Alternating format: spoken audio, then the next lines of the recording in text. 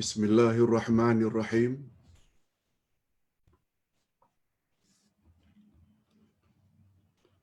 Alhamdulillah nahmaduhu wa nasta'inuhu wa nastaghfiruh. Wa na'udzu billahi min shururi anfusina wa min sayyiati a'malina. May yahdihillahu fala mudilla lahu wa may yudlil fala hadiya lahu. Ashhadu an la ilaha illallah wahdahu la syarika lah wa ashhadu anna Muhammadan abduhu wa rasuluh la nabiyya ba'dah. Allahumma salli wa sallim ala nabiyyina Muhammad wa ala alihi wa sahbihi ajma'in, amma ba'd.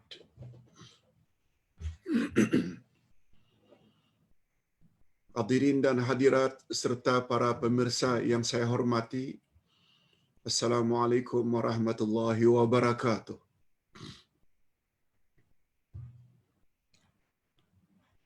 Alhamdulillah, kita bersyukur kehadirat Allah Azza wa Jalla.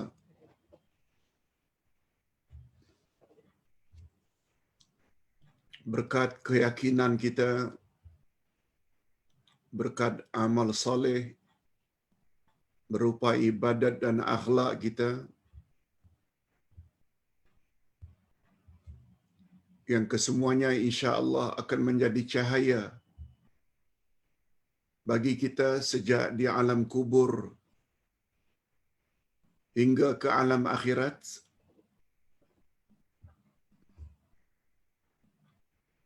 Mudah-mudahan kita dapat istiqamah, konsisten sampai ke akhir hayat dan mendapat husnul khatimah.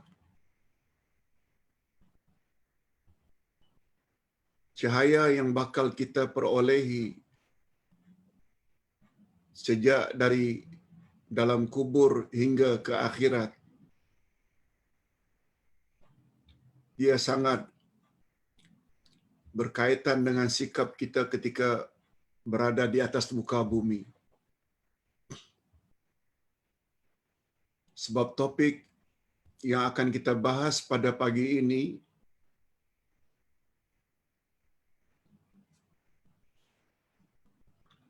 ada 4 sebab mengapa manusia di akhirat nanti sejak lagi di alam kubur dalam keadaan gelap gulita. Mereka tidak mendapat cahaya.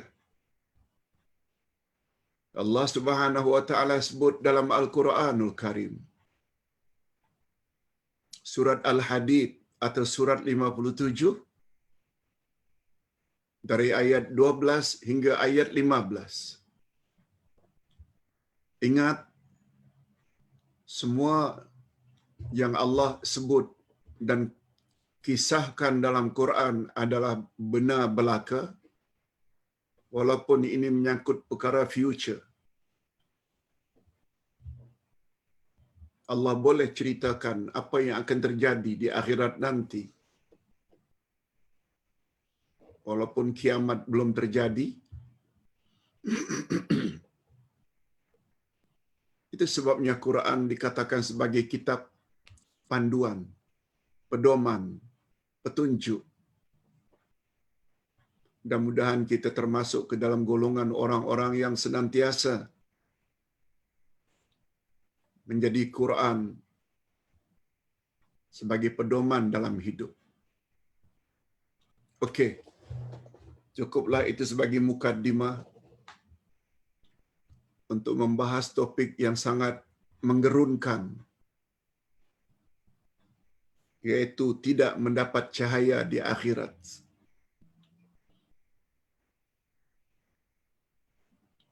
Kita baca satu ayat saja untuk mendapat keberkatan. أعوذ بالله من الشيطان الرجيم.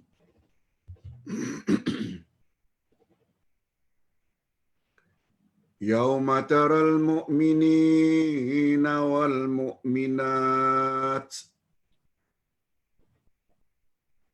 يسعى نورهم بين أيديهم وبأيمانهم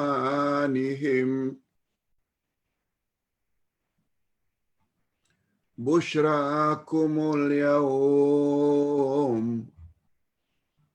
جنات تجري من تحتها الأنهار خالدين فيها ذلك هو الفوز العظيم.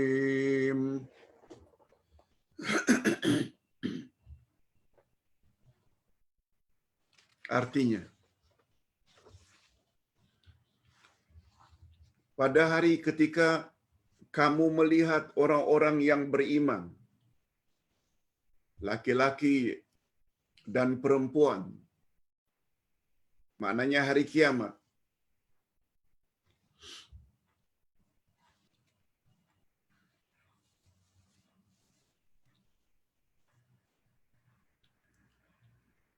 Nabi Muhammad sallallahu alaihi wasallam diceritakan oleh Allah, kamu nanti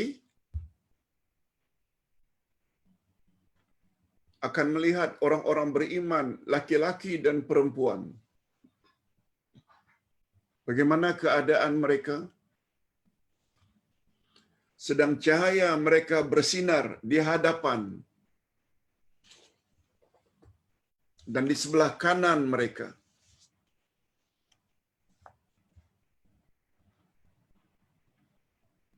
Mudah-mudahan kita termasuk ke dalam golongan ini. Bukan saja kelihatan cahaya yang menerangi mereka dari kanan, depan dan kanan, malah kamu akan mendengar suara yang berkata, pada hari ini ada berita gembira untukmu, wahai orang-orang yang beriman, yaitu syurga yang mengalir di bawahnya sungai-sungai, yang kamu kekal di dalamnya. Itulah keberuntungan yang besar. Allahumma ja'alna minhum. Ya Allah, masukkanlah kami ke dalam golongan tersebut.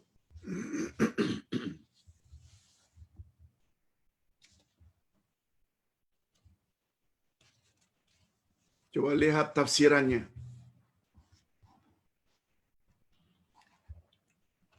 Allah Subhanahu wa taala menceritakan pada hari itu, yaitu hari kiamat, tentang orang-orang yang benar-benar beriman,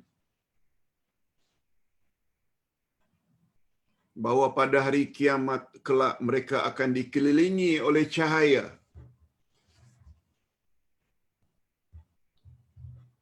Cahaya yang mengelilingi mereka sesuai dengan kadar amalan mereka dulu ketika di dunia. Yang rajin salat bukan hanya fardu pada awal waktu, juga buat salat sunat rawatib, salat sunat duha, qiyamul lail, tahajud dan witir. Bukan hanya puasa Ramadan, tapi juga puasa Senin dan Kamis, hari Arafah, hari Ashura,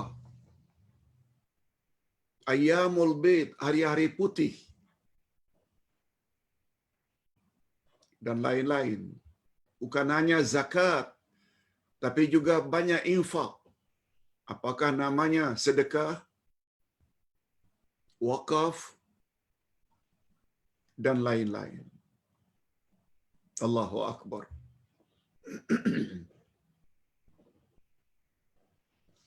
Sekarang kita teruskan dengan penjelasan atau pencerahan yang lebih luas. Kata Imam Ibnu Katsir di dalam tafsirnya,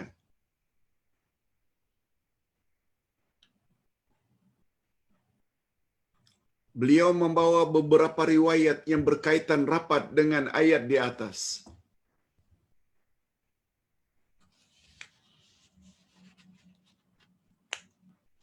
Apa maksud cahaya?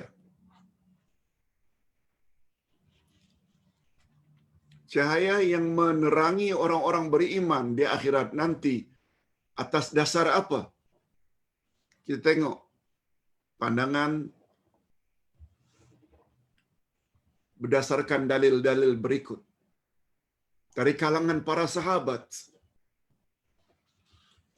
Pertama, Abdullah bin Mas'ud radhiyallahu anhu berkata, cahaya yang menyinari mereka ketika mereka meniti siratal mustaqim itu kadarnya sesuai dengan kadar amalan mereka di dunia. Ada di antara mereka yang mendapat cahaya sebesar gunung. Gunung. Cahaya yang menerangi orang tersebut. Ada cahaya yang menerangi sebesar pohon korma.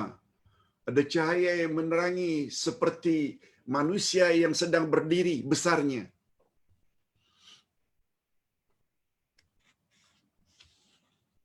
Ada pula manusia yang disinari oleh cahaya sebesar ibu jari. Itu pun berkelap-kelip. Sekali menyala, sekali padam. Sekali menyala, sekali padam. Mengapa? Sekali attend kelas. Sekali absent. Sekali salat, sekali tidak.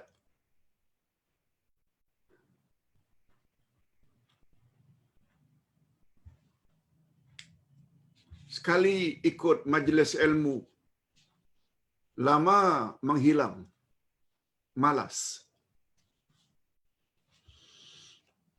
Orang tersebut besar kemungkinan hanya disinari oleh cahaya hanya sebesar ibu jari, itu pun berkelap-kelip. Sebagaimana istilah oleh setengah ustaz, Islamnya seperti kapal selam. Islamnya seperti kapal selam. Sekali menyelam, sekali timbul. Sekali menyelam, sekali timbul. Tunggulah nasib nanti di akhirat seperti itu. Cahaya yang paling kecil ialah sebesar ibu jari dan berkelap-kelip pula. Sekali menyala dan sekali padam. Riwayat ini dari Ibnu Abi Hatim dan Ibnu Jarir. Bukan ustaz yang cakap.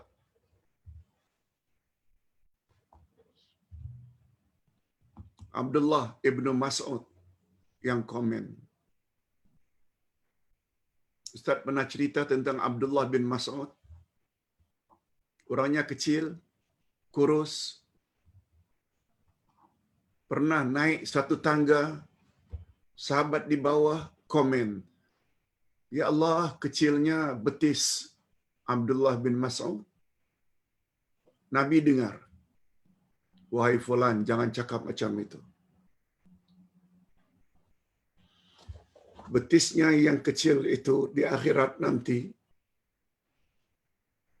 lebih berat daripada bukit Uhud. Ini komen orang ini. Yang kedua, Ad-Dahhak, riwayat lain lagi. Apa kata beliau? Tidak ada seorang pun pada hari kiamat melainkan diberi cahaya kepada mereka. Dan apabila mereka tiba di pangkal titian Siratal Mustaqim, lalu dipadamkan cahaya dari mereka. Ini ada pandangan yang kedua. Semua orang pada hari akhirat nanti akan mendapat cahaya. Lalu semua mereka untuk masuk syurga menuju ke Siratal Mustaqim.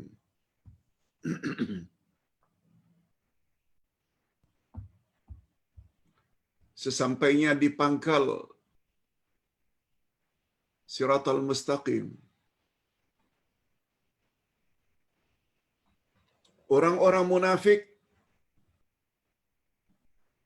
Allah padamkan cahaya dari mereka. Allah Subhanahu wa taala kekalkan cahaya untuk orang-orang yang beriman. Allahumma ja'alna minhum.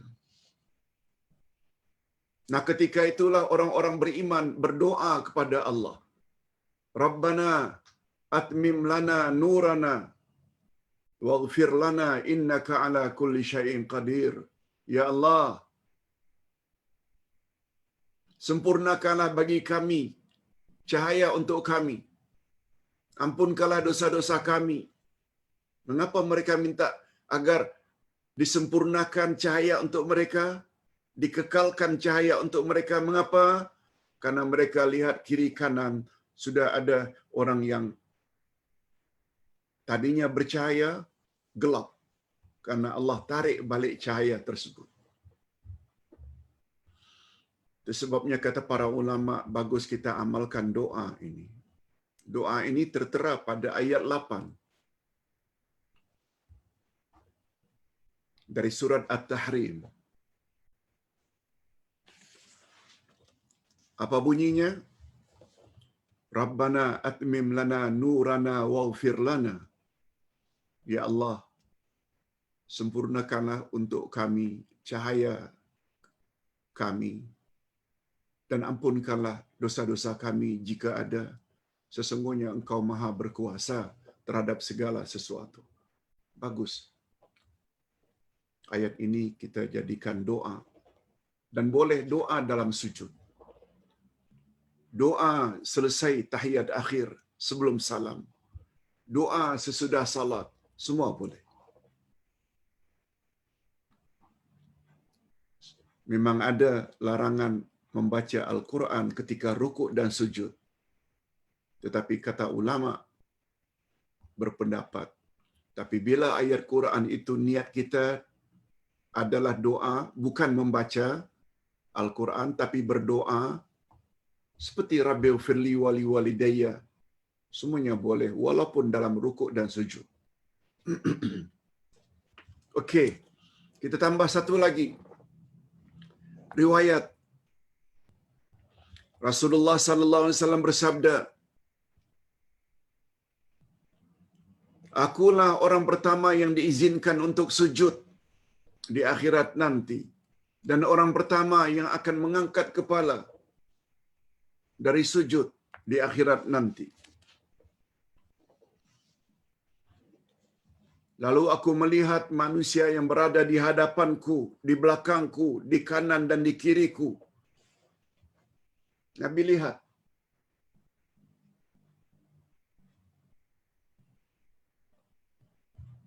Aku melihat umatku. Ustaz ulang. Di akhirat nanti akulah orang pertama yang dibenarkan oleh Allah untuk sujud. Semuanya sujud. Dan orang pertama yang mengangkat kepala bangkit dari sujud. Akulah orang pertama. Lalu aku lihat umatku di hadapanku, umatku di belakangku, di kanan dan di kiri. Lalu sahabat bertanya, ya Rasulullah, di padang mahsyar manusia sebanyak itu, macam mana Tuhan boleh membezakan dari kalangan mereka ada umatmu? Nabi jawab, aku dapat membezakan karena mereka bergelang kaki, kesan daripada air uduk mereka.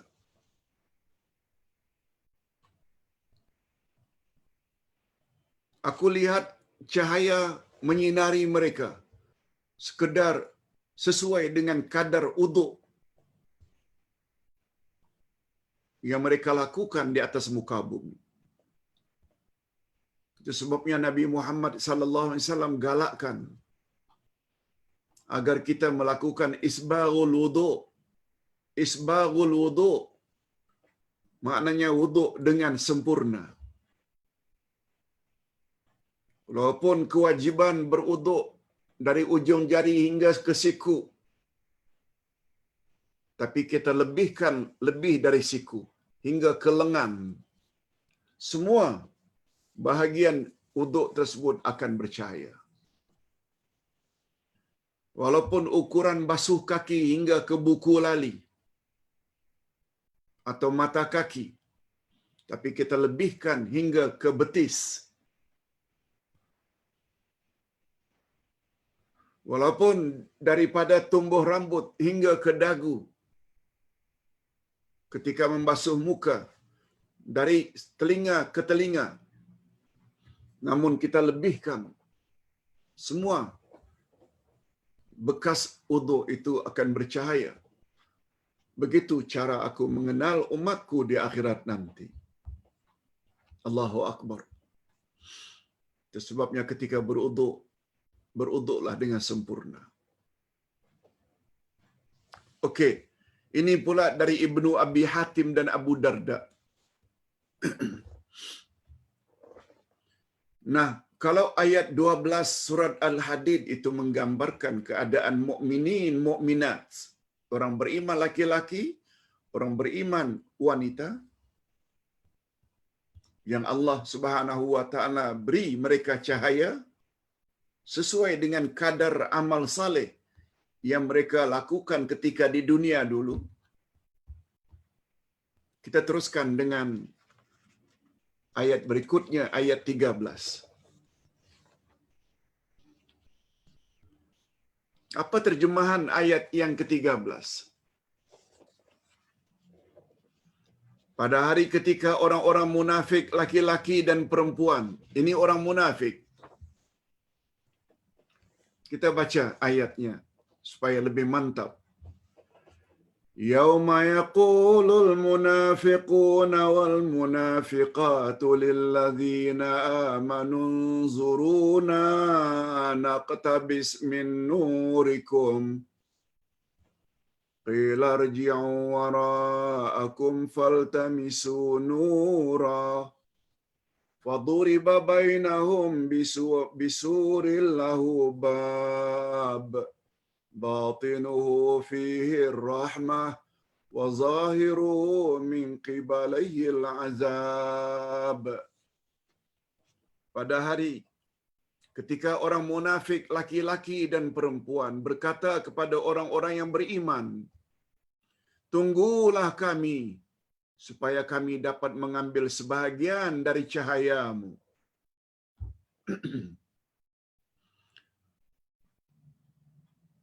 Tadi kita dah sebut.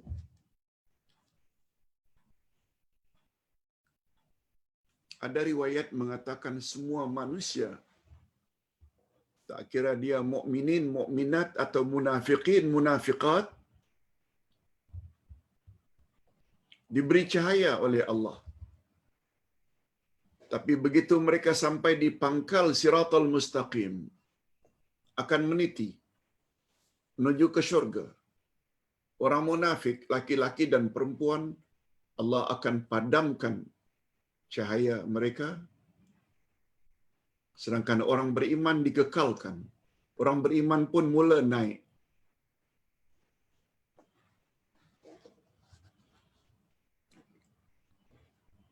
Dalam keadaan demikian, orang-orang munafik yang berada di dalam kegelapan berkata kepada orang-orang beriman, tunggulah kami supaya kami dapat mengambil sebahagian dari cahayamu. Orang-orang beriman, tunggu kami, tunggu. Kami dalam kegelapan ini, tunggu kami supaya kami boleh menompang cahaya yang kamu miliki itu. Coba dengar orang beriman dari atas siratul mustaqim menjawab, kembalilah kamu ke belakang dan carilah cahaya kamu sendiri untuk dirimu. Lalu di antara mereka lalu diadakan di antara mereka dinding yang mempunyai pintu. Di sebelah dalamnya ada rahmat dan di sebelah luarnya ada siksaan.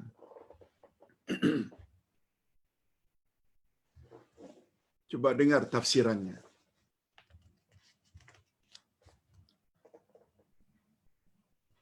Nyatalah dari keterangan di atas, lihat muka surat 23.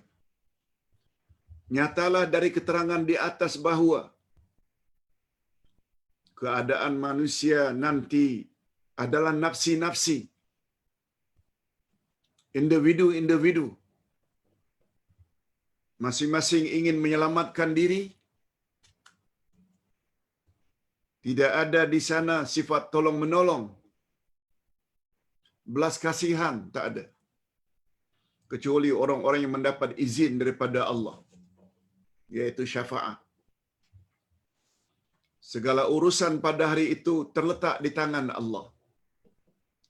Sebagaimana Allah nyatakan pada ayat akhir, ayat 19 dari surat Al-Infitar.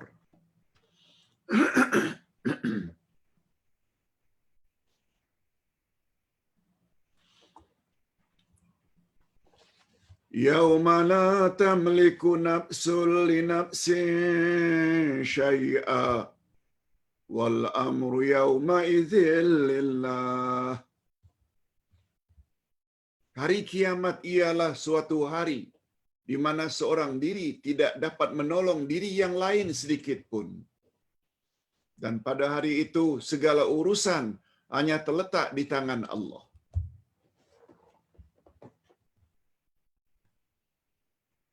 Ustaz teringat satu tafsiran yang sangat cantik dari Syekh Muhammad Amin Asy-Syanqiti di dalam tafsirnya yang bernama Adwa'ul Bayan.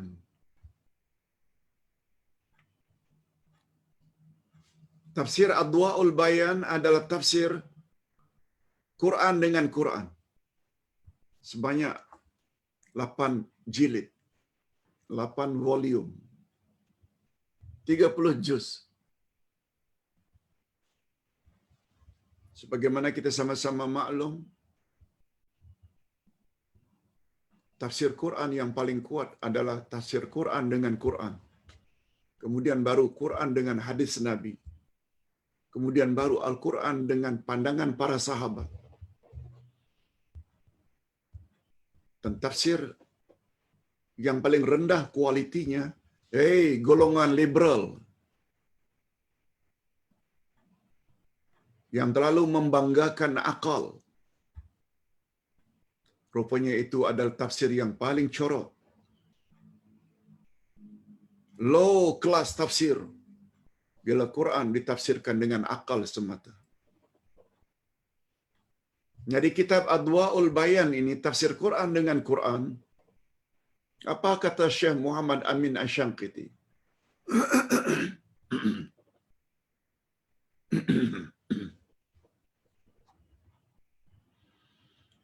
Beliau menafsirkan Maliki Yaumiddin, raja pada hari pembalasan. Dialah yang paling berkuasa pada hari kiamat. Itu makna Maliki Yaumiddin. Tafsiran Maliki Yaumiddin adalah ayat terakhir dari surat Al-Infitar ini. Apalagi ayat 17 dan 18 dari surat Al-Infitar berbunyi, wa ma adraka ma yaumuddin.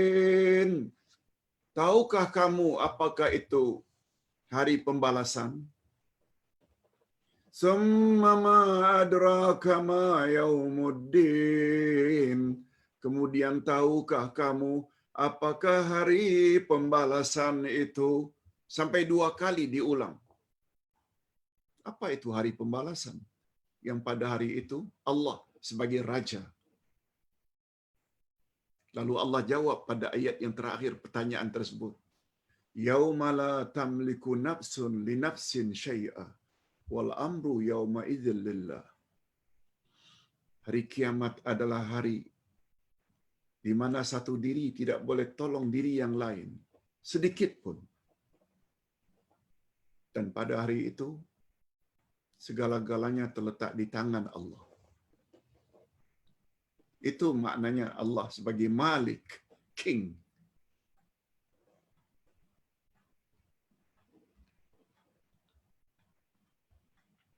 Sebagai Raja. Itu tafsirannya. Tafsir ayat dengan ayat. Tafsir yang paling tinggi, kualitinya yang kita tak perlu ragu. Pada ketika itulah mereka dipisahkan oleh Allah. Pada hari itulah antara mukminin dengan munafikin, mukminat dengan munafiqat dipisahkan oleh Allah dengan satu dinding. Bahagian dalamnya penuh dengan rahmat, yaitu mereka yang layak masuk syurga, dan sebelah luarnya penuh dengan azab, tempat orang-orang munafik, laki-laki dan perempuan.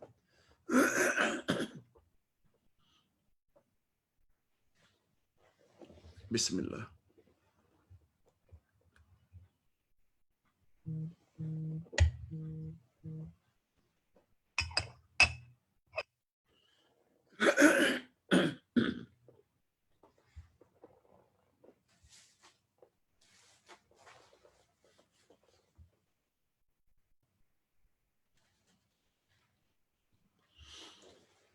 Bapak-bapak dan ibu-ibu serta para pemirsa yang saya hormati.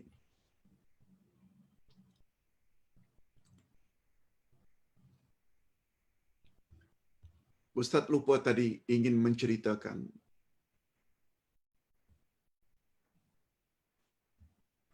bahawa berdasarkan tafsir surat Al-Baqarah 20 ayat pertama. 20 ayat pertama dari Alif Lam Mim sampai ayat 20, Allah membagi manusia kepada 3 golongan. Ayat pertama hingga ayat 5, Allah menceritakan tentang mukminin, mukminat. Atau dengan lebih tepat, golongan al-muttaqin. Orang-orang yang bertakwa. Maksudnya mukminin, mukminat. 2 ayat berikutnya, ayat 6 dan 7, tentang orang-orang kafir. Bermula dengan innal ladzina kafaru sawa'un 'alaihim a anzartahum am lam tunzirhum la yu'minun. Innal ladzina kafaru, orang kafir. Bermula ayat 8 hingga ayat 20, Allah menceritakan tentang orang-orang munafikin.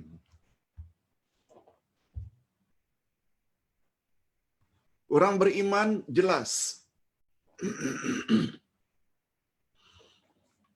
Dalamnya, batinnya, imannya, dengan luarnya, amal saleh, sama. Cakap, serupa bikin. Kalau bercakap, asyhadu an la ilaha illallah. Yakini hanya Allah saja yang wajib disembah. Lalu mereka serlahkan dalam bentuk sikap taat, patuh terhadap Allah. Suruhannya dibuat, larangannya dijauhi. Kafirin juga sama. Di dalamnya menentang, tak mau percaya dengan Allah dan Rasul. Luarnya juga buat maksiat, syirik, zina, minum arak, berjudi, dan lain-lain. Luar dalam sama, sama-sama menentang. Munafikin, kombinasi antara mukmin dengan kafirin. Gabungan antara Muslim dengan kafir Namanya munafik. Luarannya macam orang Islam mengucap 2 kalimat syahadat, menutup aurat, pergi haji umrah, salat, tapi dalam hati tak suka pada Islam. Segala usaha yang ingin mengembangkan Islam yang ori, kebenaran, berdasarkan Quran dan Sunnah, dihalang-halang, tak suka. Golongan ketiga ini namanya munafiqin. Lain luar, lain dalam. Nah, ayat yang kita bacakan tadi, Allah menceritakan antara mukminin mukminat dengan munafiqin munafiqat. Bukan mukminin mukminat dengan kafirin kafirat. Bukan. Perlu ingat ini. Jadi dialog ini antara orang beriman dengan orang munafik. Yang kita ceritakan tadi itu, yang dapat cahaya, cuma dicabut cahayanya ketika berada pada pangkal siratal mustaqim, itu munafiqin munafiqat. Sedangkan kafirin kafirat, kufar, mereka gelap sejak awal lagi. Bayangkan. Oh, gembira karena dapat cahaya. Belum tentu akan selamat ketika meniti siratal mustaqim. Ini kisahnya. Ini kisahnya.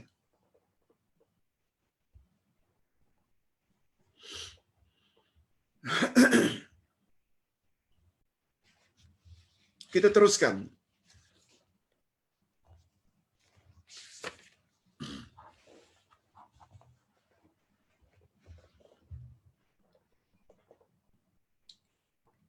Lalu begitu mereka minta maaf, begitu mereka digelapkan munafiqin munafiqat. Bukan hanya gelap, Allah Subhanahu wa taala batasi antara mukminin mukminat dengan munafiqin munafiqat. Allah batasi dengan satu dinding yang ada pintu. Apa saja yang Allah katakan, yakini saja. Jangan ditanya pintu macam mana, dinding sebesar apa. Jangan. Pokoknya mereka dipisahkan oleh dinding yang ada pintu.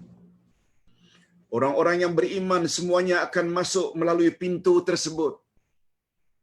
Allahumma ja'alna minhum. Dan apabila semuanya orang-orang beriman sudah masuk, maka pintu itu akan ditutup. Dan orang-orang munafiqin, munafiqat yang tinggal di luar pintu dalam keadaan terpinga-pinga, terheran-heran dalam kegelapan, tidak tentu haluan yang hendak dituju. Mereka tersiksa. Keadaan mereka di sana seperti keadaan mereka di dunia dulu, yang penuh dengan ragu-ragu karena malas menghadiri majlis ilmu. Islam hanya Islam nenek moyang, ikut-ikutan, taklid buta, tak ubahnya bagaikan lembu yang dicucuk hidung. Apa saja orang cakap ikut saja. Keadaan mereka nanti tidak akan menentu.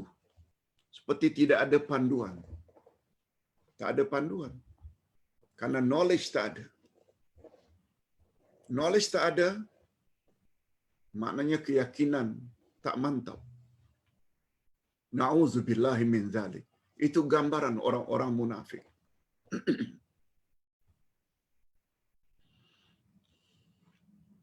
Ustaz pernah sebut, fitnah ada dua. Fitnah syahwat, yaitu suka mengikuti kehendak nafsu.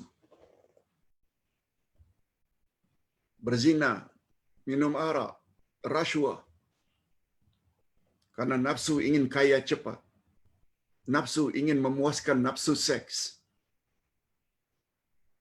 Fitnah itu namanya fitnah syahwat karena penyebabnya ikut hawa nafsu.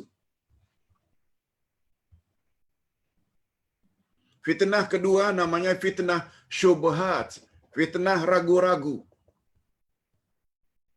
Apa penyebab fitnah ragu-ragu? Cetek ilmu, dangkal ilmu, jahil, serba agak-agak karena ragu-ragu. Nah, kalau fitnah syahwat penyebabnya ikut hawa nafsu, apa obatnya? Sabar. Ingin rashwah, sabar. Sabar maknanya tahan.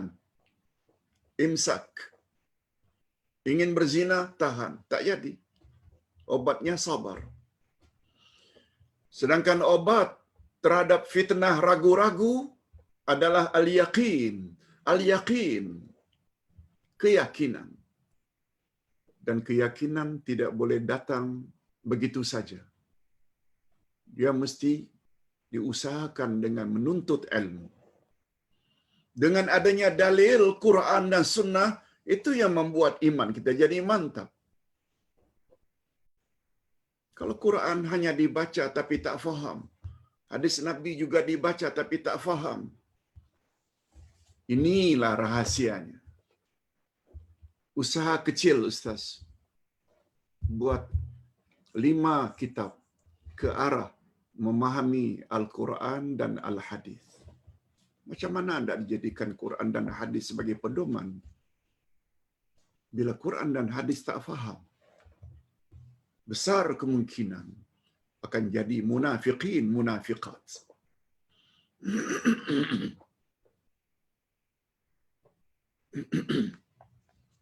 Kita teruskan.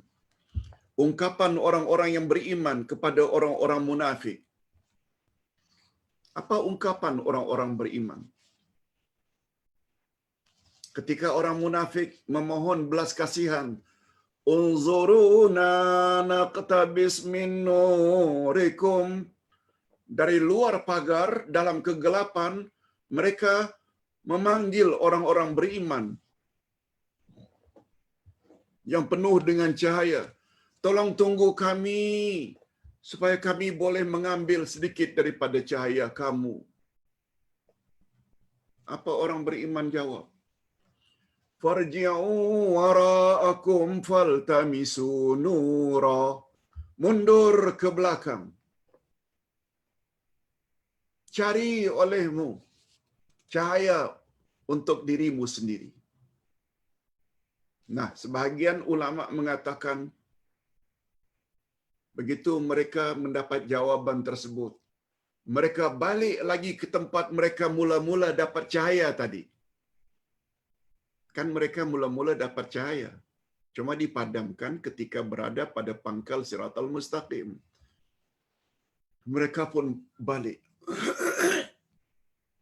Ternyata mereka tidak mendapat cahaya itu lagi. Begitu kata orang-orang beriman dari atas.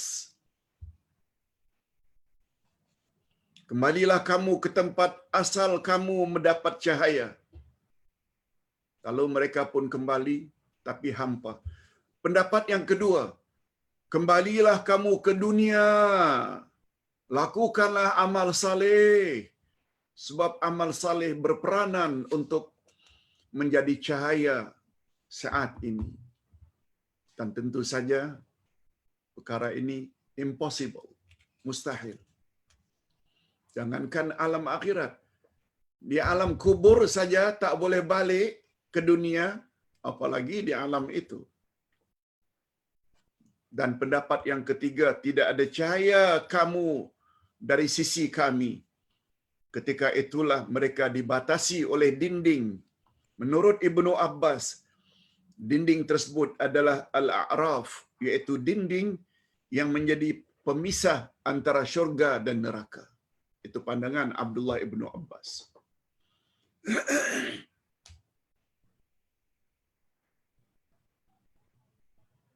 Hadirin dan hadirat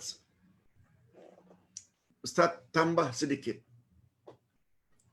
supaya lebih mantap keyakinan kita. Apa dia Pak Ustaz? Ada kemungkinan tak yang naik penuh dengan cahaya itu seorang suami, sedangkan istrinya pula dalam kegelapan?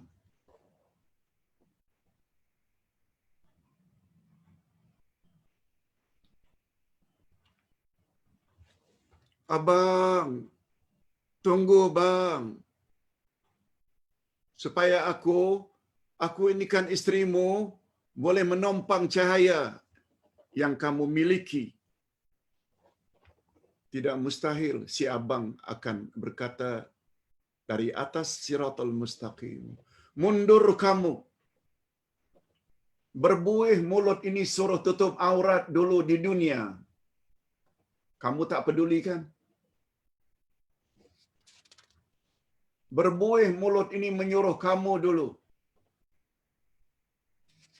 Jangan keluar rumah suka-suka hati. Malah kamu bermain dengan jantan lain. Rasakan olehmu. Si abang akan cakap macam itu. Ada kemungkinan tak yang naik ini dalam cahaya ini seorang istri? Suami pula yang tidak taat, minta supaya ditunggu. Wahai istri kesayanganku, boleh tak kamu tunggu supaya aku boleh menompang cahayamu?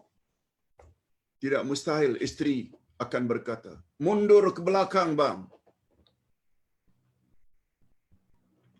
Berbuih mulut ini suruh abang dulu salat, tapi malas. Berapa banyak gelangku, loketku abang gadaikan karena mengisap dada.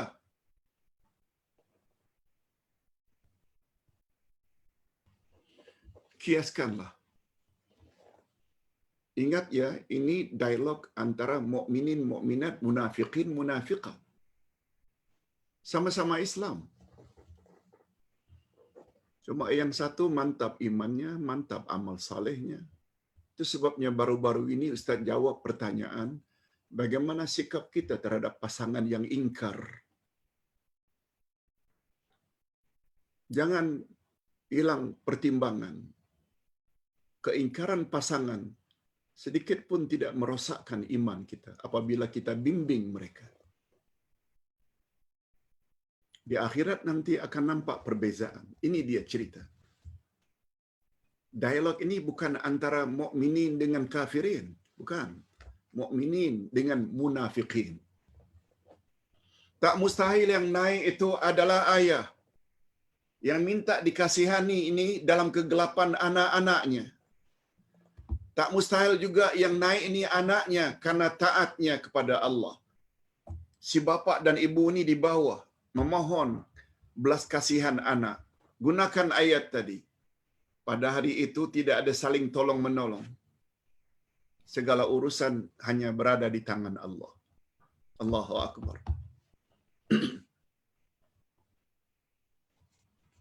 Nah, kita teruskan dengan ayat yang ke-14. Orang munafik tetap merayu. Kita baca dulu ayatnya supaya lebih mantap. Yunadunahum alam nakum ma'akum qalu bala walakinnakum fatantum anfusakum wa tarabbastum wartabtum wa gharatkumul amani hatta jaa amrullah wa gharrakum billahil gharur. Coba lihat terjemahan asalnya. Orang-orang munafik itu memanggil mereka. Memanggil orang-orang beriman. Seraya berkata, bukankah kami dahulu bersama-sama dengan kamu? Nah, ini dia. Bukankah kami dulu di dunia sama-sama dengan kamu?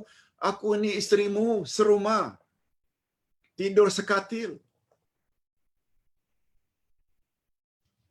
Bukankah kita dulu di dunia sama-sama salat berjamaah di masjid yang sama, naik haji dengan kapal terbang yang sama, di Arafah di dalam kemah yang sama?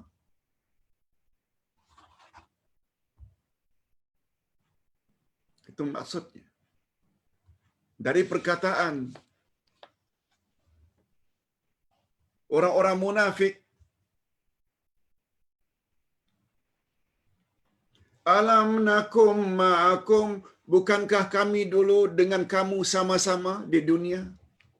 Ini menunjukkan ini bukan orang kafir.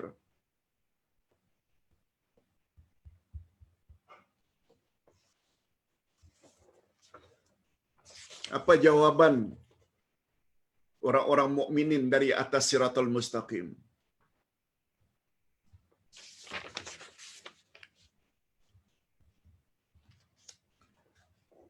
Orang-orang mukminin mukminat menjawab, benar. Bala. Bala ini sama dengan na'am. Cuma kaedah bahasa Arab, na'am itu bila pertanyaannya positif. Tapi bila pertanyaannya negatif, alam nakum ma'akum, bukankah kami dulu di dunia sama-sama dengan kamu?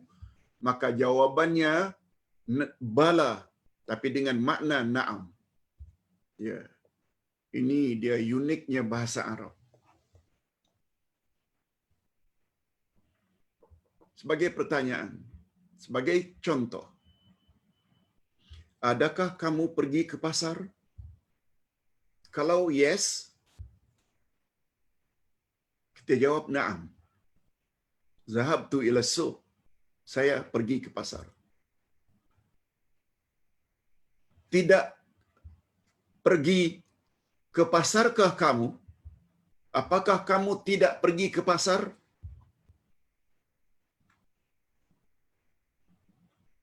Jawabnya, yes, saya tidak pergi ke pasar. Yes-nya bukan na'am, tapi bala. Okey, kita tidak belajar bahasa Arab di sini. Tapi jangan nanti jadi pertanyaan pula, mengapa bala Pak Ustaz? Mengapa tidak na'am? Itu penjelasan singkatnya. Itu sebabnya Quran tak akan mungkin dapat ditafsirkan kalau orang tersebut jahil dengan kaedah grammar bahasa Arab, nahu, saraf, dan lain-lain.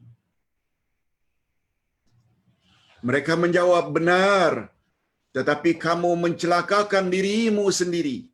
Zalamtum anfusakum. Satu. Dan kamu menunggu-nunggu kehancuran kami. Dua. Yang ketiga, kamu dalam keadaan ragu-ragu dulu di dunia. Dan yang ketiga, yang keempat, kamu tertipu oleh angan-angan kosongmu sehingga datanglah ketetapan Allah, yaitu ajal kematian. Dan kamu telah ditipu terhadap Allah oleh syaitan yang amat penipu. Ringkasnya, dari terjemah harfiah itu membawa makna. Ini dia. Orang-orang munafik tetap merayu belas kasihan orang-orang beriman dari luar tembok sambil memanggil, bukankah dulu ketika di dunia kita sama-sama dalam salat berjamaah, sama-sama pergi haji dan umrah, sama-sama menghadiri majlis ilmu? Lalu orang beriman menjawab, memang benar. Kita dulu memang sama. Tetapi sayangnya kamu telah memfitnah dirimu sendiri. Kamu menunggu-nunggu, kamu ragu-ragu, dan kamu terpedaya oleh angan-angan kosongmu.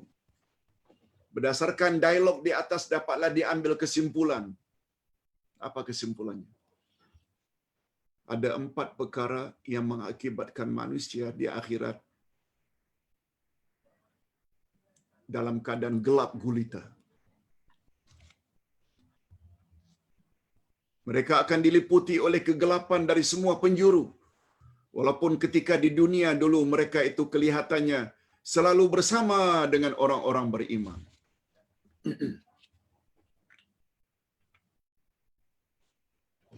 sama-sama attend majlis ilmu, sama-sama dengar pencerahan yang sama. Yang satu amalkan apa yang dia tahu berdasarkan ilmu yang dia miliki.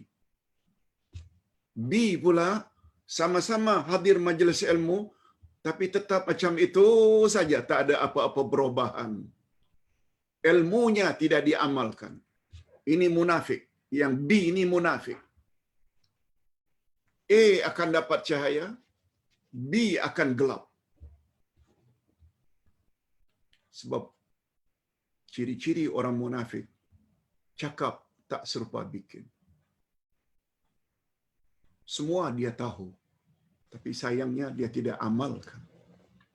Na'udzubillah min dzalik. Orang-orang beriman mengakui bahwa mereka di dunia bersama-sama dengan orang-orang munafik. Ini terbukti dari jawaban mereka ketika ditanya, bukankah kita dulu sama-sama di atas muka bumi? Lalu dijawab, benar, bala. Kalau dulu di dunia memang sama pada zahirnya, tetapi sama-sama mengucap, seperti sama-sama mengucap 2 kalimah syahadat, salat, puasa, jihad, haji, umrah dan lain-lain. Tetapi kamu beramal tidak berdasarkan iman yang murni dan tidak dengan niat yang ikhlas. Adapun 4 sebab utama membezakan nasib mereka di akhirat. Walaupun ketika di dunia mereka bersama-sama. Pertama sekali, kita sebut saja secara ringkas, memfitnah diri sendiri. Bala walakinnakum fatantum anfusakum. Memang sama dulu di dunia, tapi kamu telah fitnahkan dirimu sendiri. Mereka memfitnah diri sendiri, maksudnya mereka munafik, gemar berpura-pura ketika beramal. Walaupun mereka melakukan banyak amal saleh, tetapi mereka bergelimang dosa. Betul naik haji 1 kapal terbang, wukuf di Arafah 1, kemah yang sama, balik juga sama. Balik ke Malaysia, yang satu berhenti daripada rasuah, yang B pula rasuah terus. Ini maknanya fatantum anfusakum. Sebelum naik haji, dedah aurat. Balik haji, A tutup aurat. Sesuai dengan perintah Allah. Yang B pula, antara sebelum naik haji dengan setelah naik haji sama saja. Munafik B. Orang ini nanti akan gelap. Naik haji, rajin salat berjamaah Masjidil Haram Mekah, Masjid Nabawi. Balik macam itu juga. Malah kadang-kadang tak salat. Hanya tidak mendapat gelaran haji saja.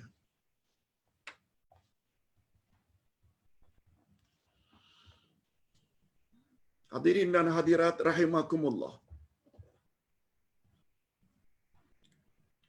Kamu masih suka menuruti kehendak hawa nafsu. Walaupun kita sama-sama salat berjamaah, sama tarawih, sama puasa, sama-sama sahur, sama-sama, semuanya sama-sama. Tapi nasib di akhirat berbeza. Terlalu berleluasa mengejar kelezatan dunia sehingga tidak kira dari mana sumbernya, halal ke haram ke, terus saja terpedaya. Sudah tidak lagi memikirkan tentang mana yang halal dan mana yang haram. Pokoknya boleh hidup mewah dan senang lenang mengatasi orang lain.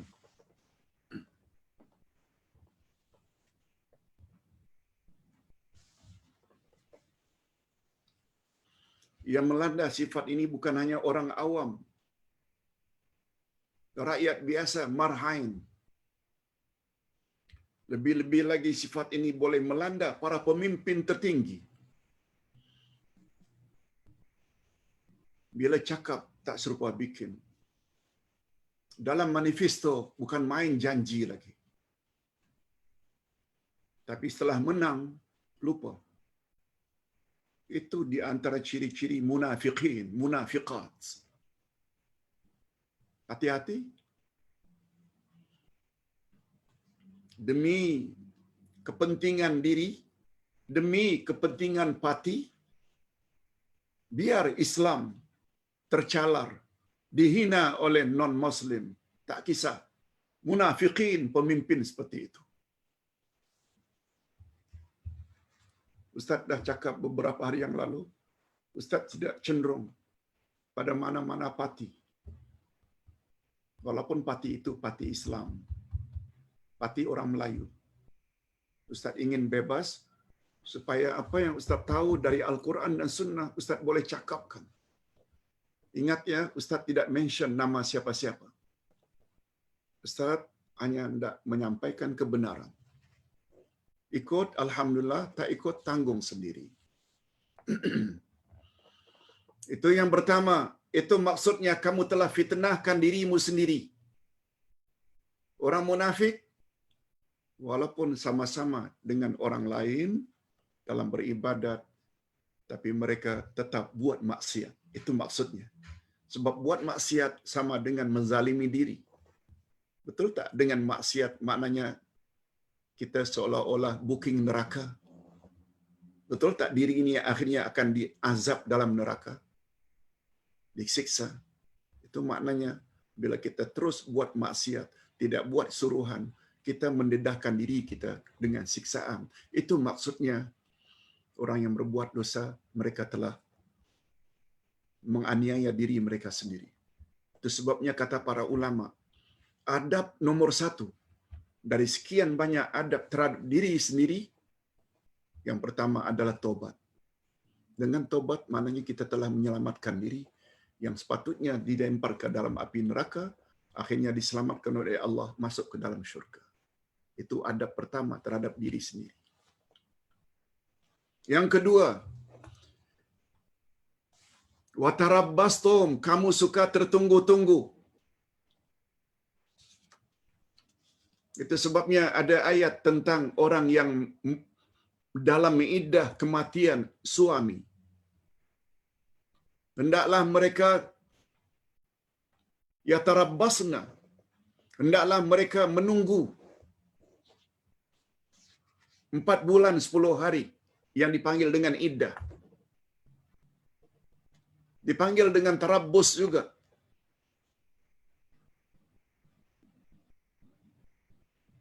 Tarabbastum, kamu tertunggu-tunggu. Nah, ini bukan maknanya iddah, bukan. Cuma hendak menyamakan saja. Masa menunggu iddah itu tak boleh kahwin lagi. Itu juga tarabbus, menunggu. Tapi orang munafik juga mereka suka menunggu-nunggu dulu di dunia. Ketika diajak attend kelas, tunggulah nanti bila ada lapang. Bila diajak supaya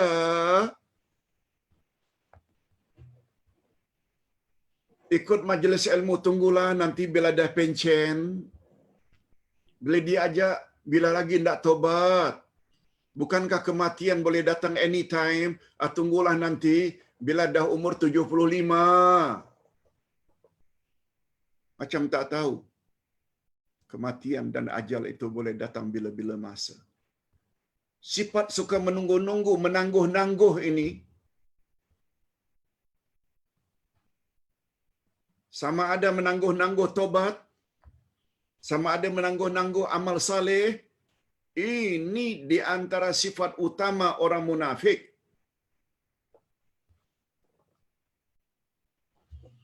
Kita bersyukur kepada Allah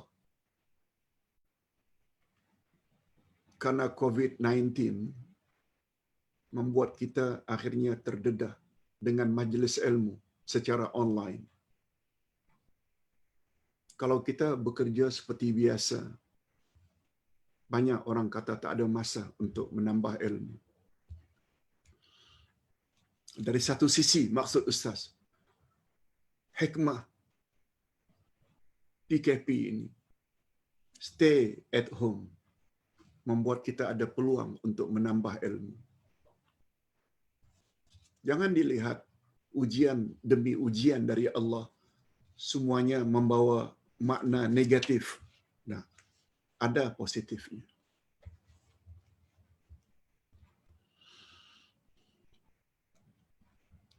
Ustaz sendiri terasa kalau dulunya satu hari sampai 3-4 slot pergi ke sana, pergi ke sini sebab kuliah offline.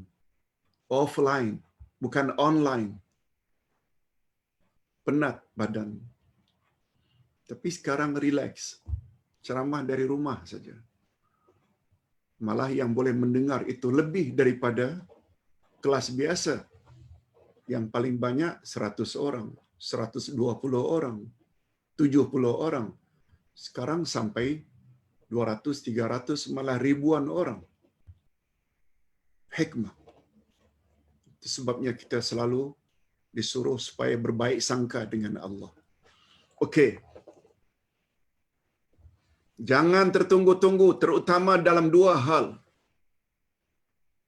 Jangan tertunggu-tunggu dalam beramal saleh. Buat segera. Jangan tertunggu-tunggu tobat. Nah, yang ketiga, ragu-ragu. Ini satu lagi.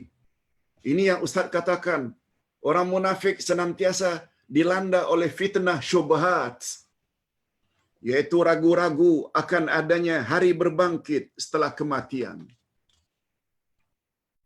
Kamu ragu-ragu akan kebenaran ajaran Allah yang dibawa oleh Rasulullah sallallahu alaihi wasallam. Ragu walaupun berikrar dengan 2 kalimat syahadat, tetapi dalam pelaksanaannya kamu masih lagi mengutamakan undang-undang buatan manusia daripada undang-undang Allah. Hudud dipertikaikan. Kamu masih lagi mengutamakan pandangan dan pendapat manusia biasa dan ketepikan firman Allah dan sunnah Rasul. Malahan tidak jarang pula kamu memperlekeh sunnah Nabi sallallahu alaihi wasallam dan beranggapan terhadap orang-orang yang mencoba untuk menghidupkan dan mengikuti sunnah Nabi sebagai ketinggalan zaman, kampungan. Ini terjadi dalam masyarakat.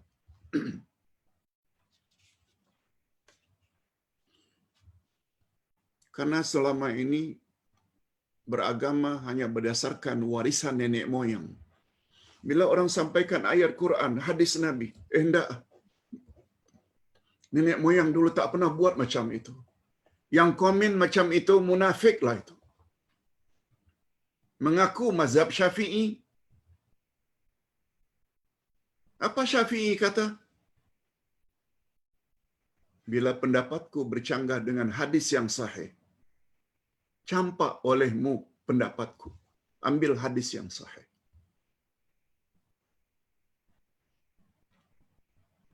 Begitu pendapat semua imam-imam mazhab yang lain. Imam Abu Hanifah, Imam Malik, Imam Asy-Syafi'i, Imam Ahmad bin Hanbal.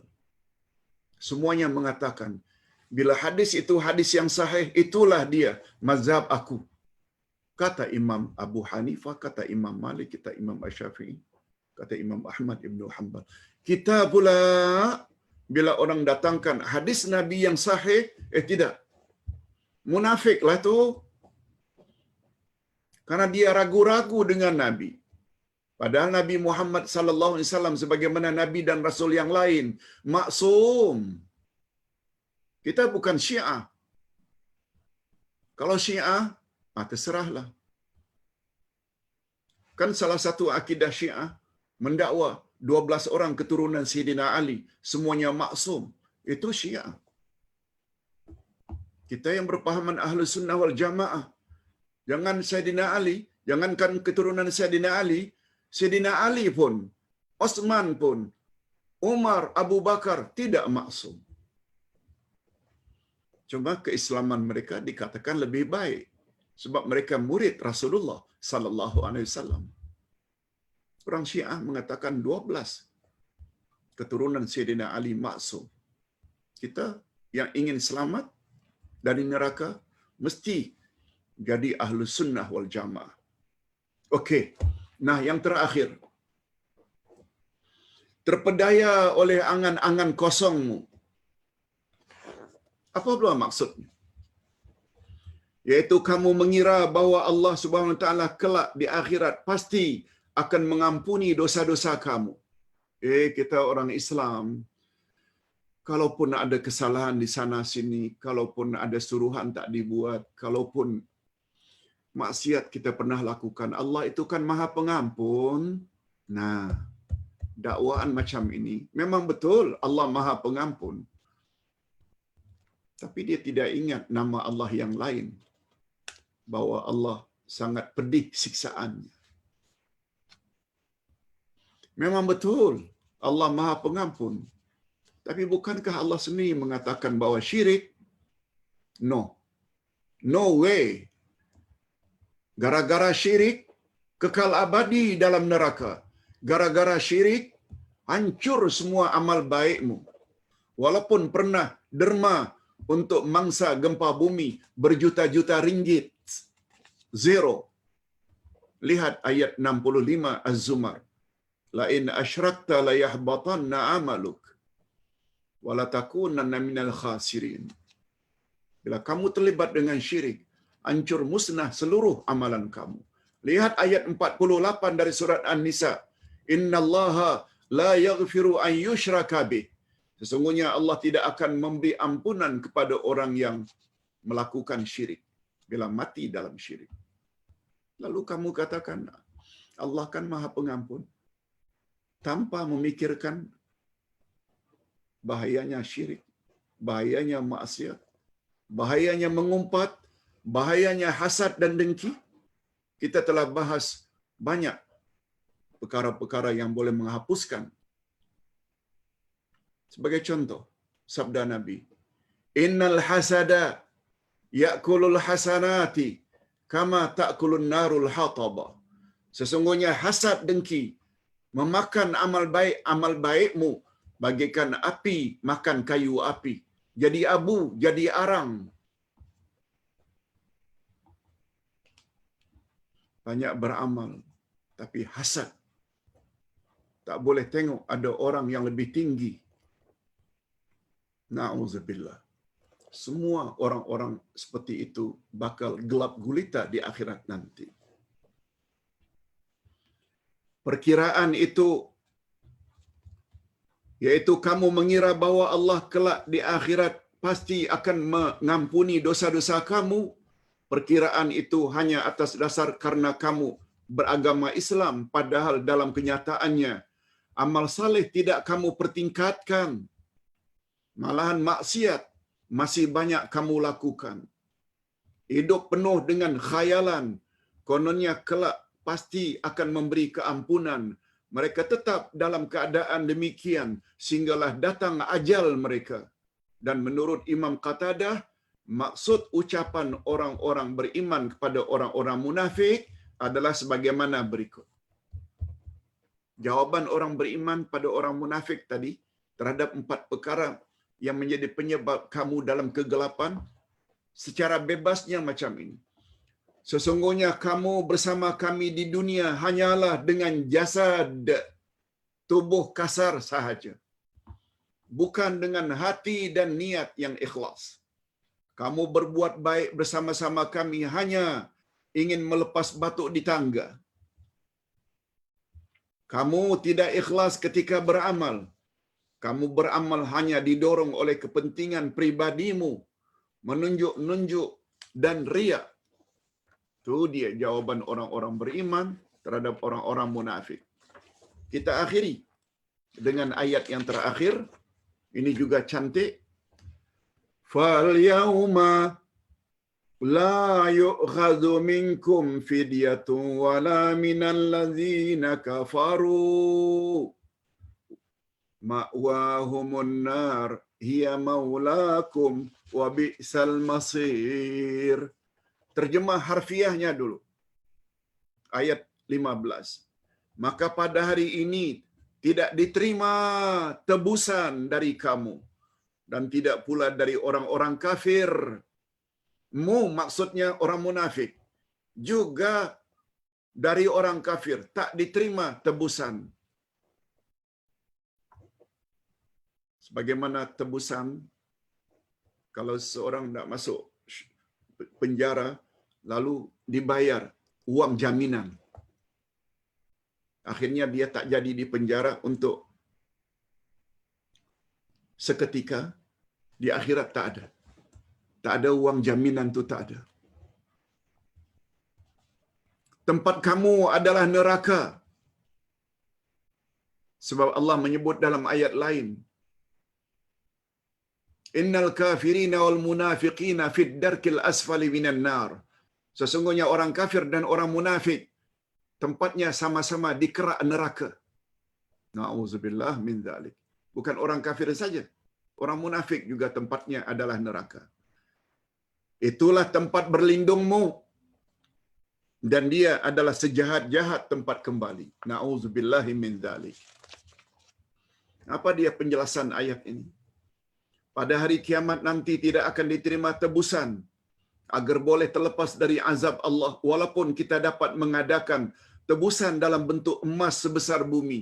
Walau emas sebesar bumi ini kita kasih, ya Allah, ini emas milikku, tolong bebaskan aku daripada api neraka. Walau tempat kembali orang-orang kafir dan orang munafik adalah neraka, di sanalah tempat mereka berteduh. Wal'iyyazubillah. Ayat ini pula memberi gambaran. Ayat ini pula memberi gambaran bahwa harta, kekayaan dan anak-anak serta penyokong ketika di dunia dulu tidak akan boleh menolong agar terhindar dari siksaan Allah.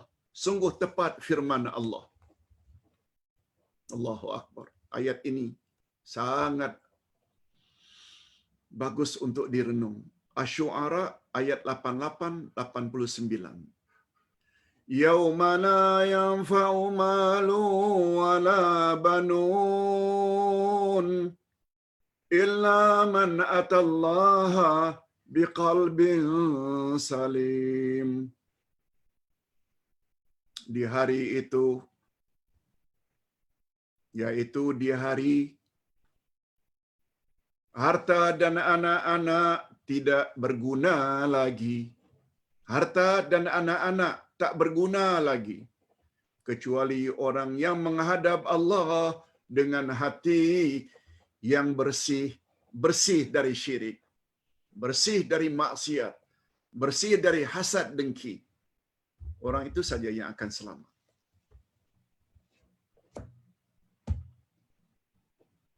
Bagi ustaz pribadi, topik kita pada hari ini sangat penting untuk direnung sebelum nyawa dicabut.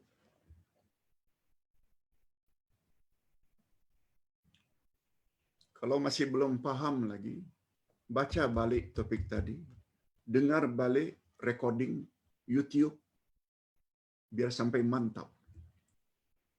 4 perkara penyebab manusia gelap gulita di akhirat dan tempatnya neraka. Ustaz dah jelaskan dengan bahasa yang mudah, mudah-mudahan bermanfaat. Kita akhiri dengan doa. Alhamdulillahirabbil alamin, wassalatu wassalamu ala asyrafil anbiya'i wal mursalin wa ala alihi wa sahbihi ajma'in. Rabbana ighfir lana dzunubana wa liwalidina warhamhum kama rabbawna shighara. Ya Allah, ampunkanlah dosa kami dan dosa kedua ibu bapa kami, dan cucurilah mereka rahmat-Mu, ya Allah, sebagaimana mereka telah didik kami sejak dari kecil. Ya Allah, berilah kami pasangan hidup dan zuriat keturunan yang menyedapkan pandangan mata dan hati kami, dan jadikanlah kami pemimpin orang-orang yang bertakwa. Ya Allah, kuliah pada pagi ini sungguh menyentuh hati kecil kami. Kami takut, ya Allah, dibangkit kelak pada hari kiamat dalam keadaan gelap gulita. Dan kami kenal secara pasti dan penuh yakin bahwa penyebabnya adalah 4. Pertama, walaupun beragama Islam, tapi kami masih lagi banyak bergelumang dosa. Yang kedua, sebabnya kami suka menangguh-nangguh. Sama ada menangguh-nangguh amal saleh atau menangguh-nangguh tobat.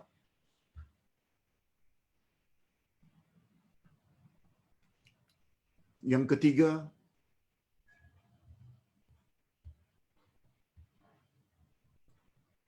kami suka, ya Allah,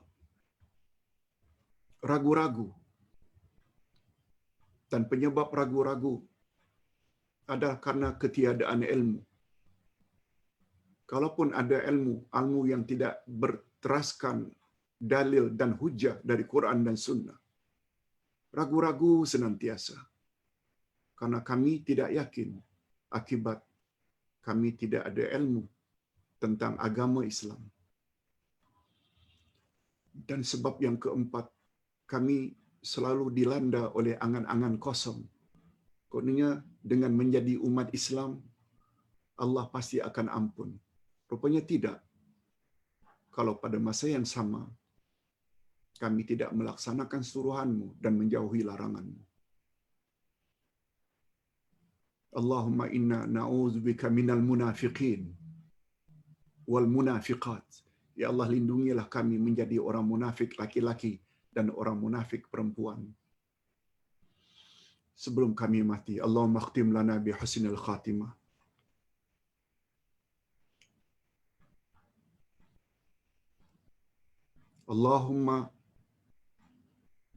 Allahumma khtim lana bi husnil khatimah wa la takhtim alaina bi su'il khatimah. Ya Allah, akhirilah hidup kami dalam keadaan akhir yang baik, akhir dalam iman dan amal soleh. Dan janganlah Engkau akhiri kami dalam keadaan yang tidak baik. Akhir dalam syirik, akhir dalam bid'ah, akhir dengan bergelumang dosa. Allahumma ahyina bil iman wa amitna bil iman wa adkhilna al jannata ma'al iman. Ya Allah, hidupkanlah kami dalam keadaan iman yang sempurna, mati dalam iman yang sempurna, dan masukkanlah kami ke dalam syurga karena keimanan kami. Wa sallallahu ala nabiyyina Muhammad wa ala alihi wa sahbihi ajma'in. Subhana rabbika rabbil izzati amma yasifun. Wa salamun alal mursalin. Walhamdulillahi rabbil alamin. Subhanakallahumma wa bihamdik. Asyhadu an la ilaha illa anta astaghfiruka wa atubu ilaik. Wassalamualaikum warahmatullahi wabarakatuh.